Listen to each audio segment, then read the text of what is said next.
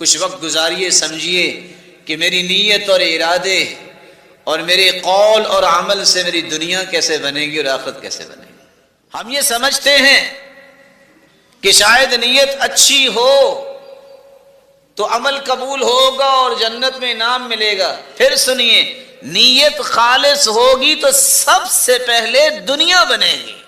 حدیث کے الفاظ من كانت الآخرۃ ہمہ، جس کی نیت یہ ہو کہ میری آخرت سدھر جائے، اللہ 3 انعام فوراً عطا کرتے ہیں، باقی تو قبر اور حشر میں ملیں گے۔ 3 انعام فوراً ملتے ہیں۔ جمع اللہ لہ شملہ، اللہ اس کی زندگی کو مرتب بنا دیتے ہیں۔ یونیک انسان، ہر شخص رش کر رہا ہے، دیکھ رہا ہے کیا کمال کا انسان ہے۔ جمع اللہ لہ شملہ۔ دوسرا انعام، جعل غناہ فی قلبہ، ارب روپے کے مالک بھی آپ دیکھیں گے ہلکان ہو رہے ہیں، منہ کھلا ہوتا ہے، رو رہے ہوتے ہیں، شکوے شکایات ہو رہی ہوتی ہیں، لیکن جس نے اپنی نیت کو خالص کر لیا، اللہ غنا سے، امیری سے اس کے دل کو اس طرح بھر دیں گے کہ کبھی اس کی زبان پہ شکوہ شکایت نہیں آئے گا۔ وہ لوگ سمجھتے ہوں گے اس جیسا دنیا میں امیر ہے ہی کوئی۔ تیسرا انعام، وَأَتَتْهُ الدُّنْيَا وَهِيَ رَاغِمَةٌ، پچھلے دور میں غلام سواری کو تیار کر کے، لگام ڈال کے مالک کے سامنے لا کے پیش کر دیتا تھا۔ آج بھی ایسے ہی ہوتا ہے، سمجھنے والے سمجھتے ہیں گاڑی تیار ہو کے سامنے آ جاتی ہے۔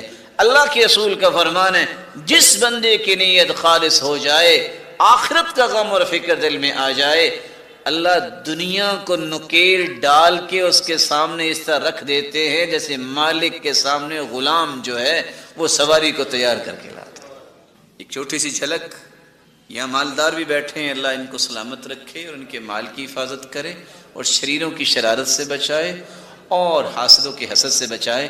بڑے سے بڑا مالدار جو ہے وہ سارے پھل روزانہ نہیں کھا سکتا، ایسا ہی ہے، متفق ہے میرے ساتھ۔ لیکن جس بندے کو اللہ نے توفیق دے دی ہے نیکی کا کام کرنا، اس کے سامنے ڈھیروں پھل آ جاتے ہیں، اس سے پورے کھائے نہیں جاتے۔ اس لیے قرآن نے کہا ثم کلی من کل الثمرات فاسلکی سبل ربک ذللا، شہد کی مکھی کو اللہ نے مخاطب کر کے کہا کہ تم چونکہ خیر خواہ ہو، لوگوں کے لیے شہد بناتی ہو، تمہیں اجازت ہے کہ دنیا کا ہر پھل جو ہے وہ کھاؤ اور اس کا رس چوس کے لاؤ اور شہد بنا کے دو۔ ان اتخذی من الجبال بیوتا من الشجر ومما یعرشون، اس بات کو گہرائی میں جا کے کو کہا، چاہو تو پہاڑ پہ اپنا گھر بناؤ، چاہو درخت پہ بناؤ، چاہو تو کسی چھپر میں بناؤ۔ جس کا اخلاص ہوتا ہے اس کے لیے سارے گھروں کے دروازے کھلے ہوتے ہیں، لوگوں کی چاہت ہوتی ہے ہمارے گھر آئے، ہمارے پاس آئے، ہمارے پاس بیٹھے۔ یہ محبت ڈالنے والا کون ہے؟